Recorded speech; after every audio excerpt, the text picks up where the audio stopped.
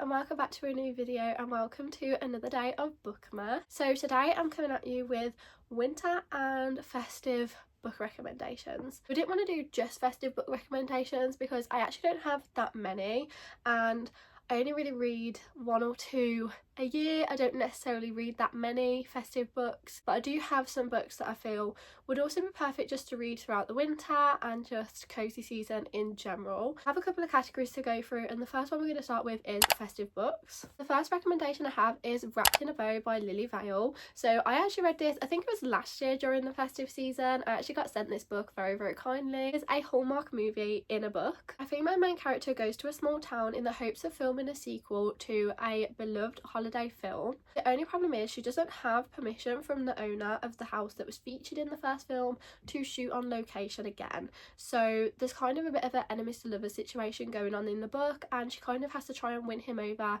to prove why she should be able to film at this location, whilst also helping him redo the house to get it ready for the film at the same time. It's a really cute setting being in the small town, and it's just literally like a Hallmark movie in a book. It was so adorable and such a cute festive read. The next recommendation I have is Window Shopping by Tessa Bailey. I feel like you've probably had this already, but I read it a couple of years ago and it was just such a quick, easy read. It's a holiday romance where a down on her luck female main character gets hired to help improve a famous department store's window displays. The only problem is she is highly attracted to her boss. So it's literally a spicy workplace romance but set in the festive season. Do you know what? It sounds ridiculous, but it was actually quite a fun read. So honestly, if you're up for that kind of thing, then I highly recommend. It was literally just easy breezy holiday romance. It was so fun. I was there for the vibes, not for the plot line. Then, if you didn't know, on Kindle Unlimited there's just been a novella series release, which is kind of the second one to the Improbable Meet Cute series, which was released earlier this year. I read some of those books and those are really adorable, so I'm definitely going to be reading some of the novellas throughout the festive season.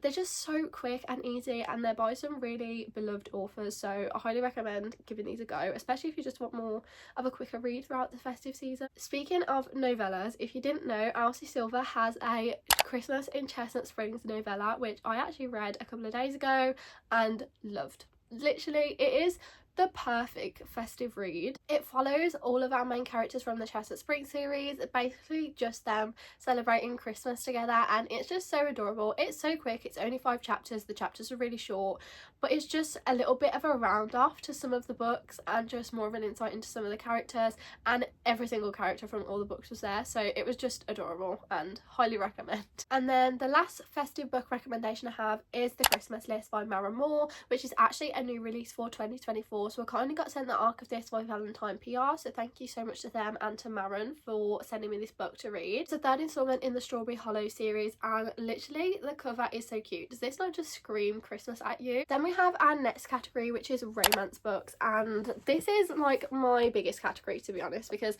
I feel like sometimes throughout the cozy festive season you just want easy breezy reads. The first recommendation I have is Love Light Farms by BK Borison, or just this whole series in general, but this one specifically is set on a Christmas tree farm, which how adorable is that? So our farm owner Stella signs up to a competition to win basically a user generated content thing from an influencer.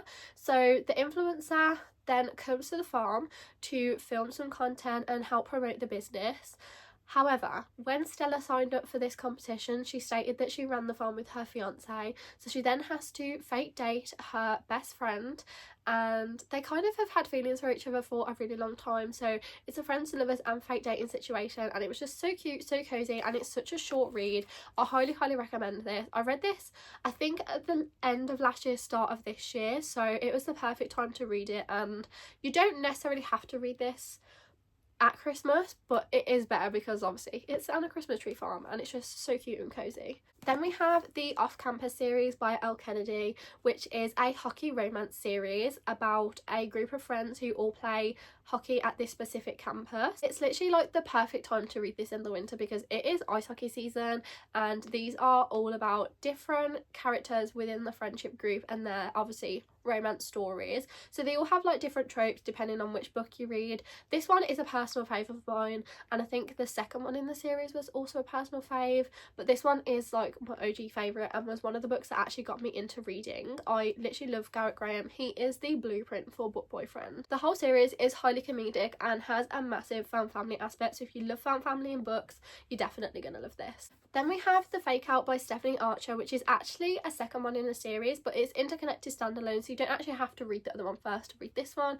I didn't, and I completely still understood what was going on. This is another hockey romance and also fake dating. Hazel is the physician on a hockey team. I'm pretty sure that's what she... Oh, a physiotherapist. Hazel is a physiotherapist on the hockey team, and she has basically sworn off dating hockey players after her ex-boyfriend, who was a hockey player, broke up with her and she was heartbroken. Then when her ex-boyfriend joins the team that she is a physiotherapist for, she decides to fake date one of the players on the team, Rory, who literally is golden retriever book boyfriend through and through. It's so adorable, and the whole book was just so cute. The next recommendation I have is Funny Story by Emily Henry, which is basically literary fiction meets romance, as most of Emily Henry's books are. Our story follows Miles and Daphne as our main characters. Daphne's fiance Peter decides to break up with her, and he basically says, I am in love with my best friend, who is Petra, who also happens to be Miles's girlfriend. So Peter and Petra basically say, we're moving in together and Daphne, you need to move out.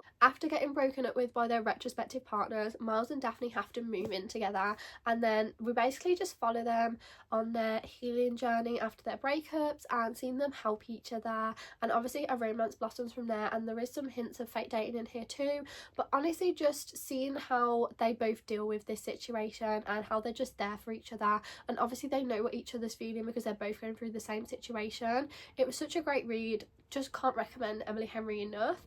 I feel like a lot of her other books feel very summery, but this one felt a little bit more cozy compared to the other ones, so I do recommend this one more for like the cozy season, but I recommend all Emily Henry books anyway. It wouldn't be a recommendations video if I didn't recommend this series, and that is the Magnolia Park series.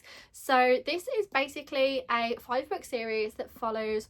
It's 5 books so far, but more books coming out. So it's a 5-book series that follows a group of socialites that live in London. It's essentially Gossip Girl in a book. So we have the Magnolia Parks books, but then we also have the Daisy Hates books. So they are both set in the same timeline, but they're told from different point of view. So Magnolia Parks books follows Magnolia and BJ's point of view, whereas the Daisy Hates books follows Daisy, Christian's and Julian's point of view. I literally just can't explain this series well enough. I feel like you just have to go into it and just hope for the best. I adore these characters and probably will reread this for the rest of my life.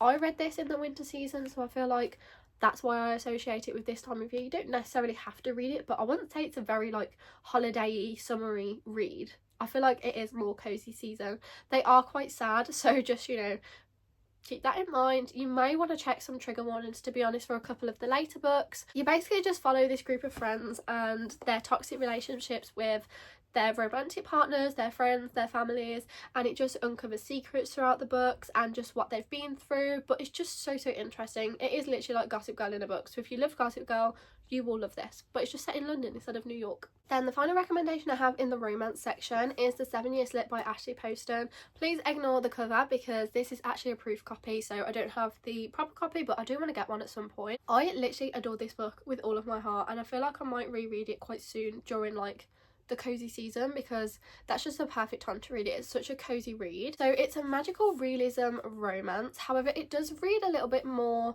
in terms of like our female character. It does read a little bit like women's fiction in some parts, which to be honest, Ashley Poston's books do read like that a lot of the time anyway. So our main character Clementine moves into her arts apartment, which she's been told is magic, but she's never believed it. You know, she heard stories when she was younger and she's like, yeah, okay, it's not actually magic though, until one day she comes home from work and there is a guy in her apartment. She's like, what are you doing here? And he basically said, I've been told I can stay here for the summer. The only thing is he's actually from 7 years in the past. So the story then follows her and him and how they kind of have to live in the same apartment, but how does that work considering they're from different time frames and stuff like that. I don't want to say too much because it does give a lot of the book away, but honestly just go into it blind. It's such a cozy read, and just the magical realism and the way they tell the story about the aunt and the apartment, it's just Ashley Poston did a great job with this one. Then the next category that I have is fantasy. So if cozy season is not the time to read fantasy, then I don't know when is. The first recommendation I have is the ACOTAR series, which I'm sure you've heard so many people talk about before, but honestly, take this as your sign to start reading it, because I didn't think I was a fantasy girly until I picked up this book and carried on with the series, and I was like, oh my god, I now must read fantasy all the time. Give me all the fantasy recommendations. So our story follows Feyre, who's our female main character throughout all of the books. I haven't read the last one, so I'm not sure about that one, but throughout most of them. She's from the Mortal Worlds, and basically her family is quite poor, so she has to provide for them. She has to go out and hunt to get their food. One day while she's hunting, she accidentally... well, she doesn't accidentally shoot a wolf, she shoots a wolf who turns out to be Fae, or a fairy. She then has a decision to make, because this is treason within the Fae realm, so they say, we're either going to kill you or you have to come and live with us. So she chooses to go and live there, and while she's there she kind of sees that not everything is as it seems over there. There's kind of a blight going on. There's almost like a bit of an illness between each of the courts, so they're trying to uncover that sort of stuff.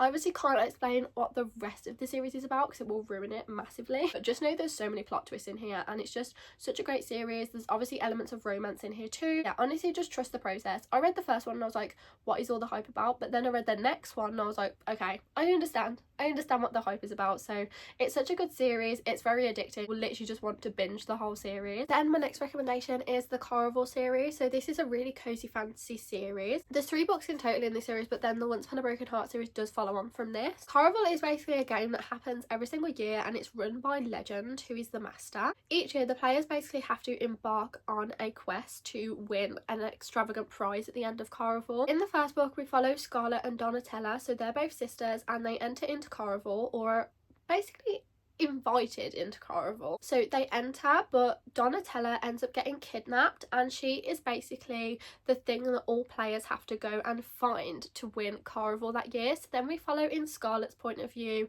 of her trying to find her sister and her trying to win Caraval. Obviously everything is not as it seems within the game, but we're in Scarlett's point of view, so we're also not clued in either of what's going on, so it's really interesting, and there's a lot of like plot twists and stuff at the end, and I just love the characters and the whole world building, and it was just such an easy read but just so bingeable and just really interesting concept. I really enjoyed this one. And then the last recommendation I have in the fantasy section is One Dark Window by Rachel Gillig. So this is kind of more of a gothic fantasy. So it's set in a town where there is this mist, and if you get captured by the mist, you basically then end up with an illness. The illness kind of gives you a magical ability, but although it gives you this magical ability, it then deteriorates you. So we follow our main character Elspeth, and she has a magical ability, but she has a nightmare living in her head. To get rid of this nightmare, she has to collect 12 playing cards, which is the magic system in this book. So there are different playing cards separated throughout the town. Some are super rare, so she kind of goes on a heist to try and find these 12 playing cards and get them back together to get rid of this illness and help. She kind of like teams up with someone as well to help get rid of this illness, so that's kind of like a romance element in there as well. But it's really interesting. The magic system is such an interesting concept in this book. It is more of a gothic fantasy, so I just feel like, again, cozy season is the perfect time to be reading fantasy books. Then the last category that I have is literary fiction. One of my favourite literary fiction reads that I've read this year was Beartown by Frederick Backman, and I'm desperate to continue the series. It's set in a small town in the middle of a forest called Beartown. The town and its people centre around the high school hockey team. They're literally obsessed with the ice hockey team. One day in town there's then a tragic incident that happens between a couple of the characters, and then you kind of follow along in different point of views to grasp how people are reacting to this tragic incident and kind of understand who they are as a person and what they stand for, and it's just so interesting. I'm intrigued to know where the rest of the series is going, and I can't really explain it. It's just kind of one you have to read and go along with, but Frederick Backman's writing is so interesting. You just in a character's point of view thinking, why am I getting this point of view, and then you kind of learn it obviously further along in the story, but such an interesting concept for a book, and I'm really intrigued to continue the series. The next recommendation I have is one of my all-time favourite books, and that is The Invisible Life of Addie LaRue. So this is kind of a fantasy literary fiction rather than just a literary fiction or just a fantasy. It reads more literary fiction, but it's got obviously elements of magic fantasy in there. It follows our main character Addie LaRue, and she essentially made a deal with the dark to get out of a situation, and she has become immortal. So she's been alive for about 500 years at this point in the book. The catch is that no one can remember her, so she can interact with people, but as soon as she leaves they're not going to remember who she is or the interaction they had. They just can't remember her at all. It's told in the past and present tense, so you can see how she's navigating people not remembering her. And so she might like stay at a hotel, but then they're not going to remember that she's staying there, so trying to work out stuff like that. And then the present tense is she goes into a bookstore one day, and then she goes again another day, and the worker remembers who she is. So in the present tense she's trying to work out why this person out of all people can remember who she is. But it's such an interesting story, and it is a slow read, but I feel like there's so much detail and stuff that needs to go into this story to be told well, so you kind of just have to bear with the slow building. But honestly, can't recommend this enough. Then we have Normal People by Sally Rooney. So this follows Marianne and Connell, who both go to the same school but they're not within the same groups at school, so they then strike up an unlikely friendship, and the story then follows them across their life, throughout college and into their adult lives, and just their relationship, the complexity of it, and just their home lives and just everything. It's just essentially revolves around them. And the final recommendation I have is Yellowface. So this one follows along the behind the scenes of the book publishing world. Our main character June is an author, but she hasn't been very successful in her career so far. However, she has a friend Athena, who she's known since college, who's actually a best-selling author. After one night of catch-up drinks at Athena's apartment, Athena dies in a really freak accident. June basically steals her manuscript from the apartment that Athena's about to publish for her new book. June steals it and publishes it as her own. She does make a couple of tweaks to it, but it's essentially Athena's manuscript. We then follow the behind the scenes of how a book goes from a manuscript to being published. It's really interesting, especially for book lovers. I find it so interesting to see what goes on, what the process is of getting a book published, especially if it's a bestseller. But you have to just love to hate our main character because she makes terrible decisions throughout the whole book. But it is a really interesting read, like I said, especially for the behind the scenes of the publishing industry. Those are all the recommendations that I have for today's video. If you've got some, pop them down in the comments below and let me know what you're going to be reading throughout the festive and winter season. Thank you for watching, and I'll see you tomorrow for another day of Bookmas. Bye!